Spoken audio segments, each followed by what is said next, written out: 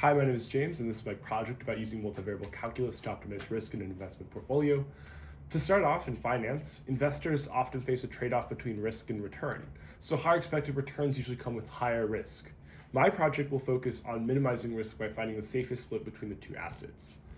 Let's let W1 be the fraction invested in asset 1 and W2 be the fraction invested in asset 2. Since all the money must be invested, the way to satisfy W1 plus W2 equals 1. The portfolio variance measures that total risk. This depends on each asset's volatility, sigma 1 and sigma 2, and on rho, the correlation between the assets.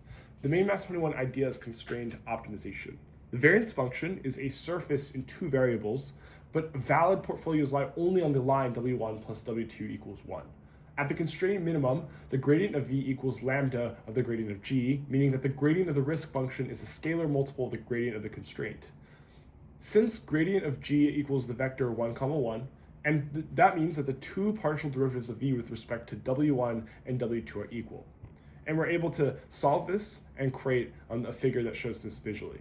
The surface is portfolio variance, and the red curve shows the valid portfolios. The marked point is at the lowest point along that curve. Using sigma 1 equals 20% and sigma 2 equals 10% and rho equals 0.15, the minimum occurs at about W1 equals 0.16 and W2 equals 0.84. So the lowest risk portfolio puts around 60% of the money in asset 1 and 84% of the money in asset 2.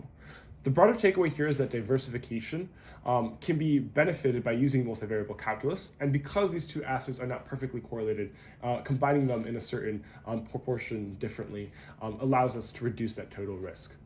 Thank you very much.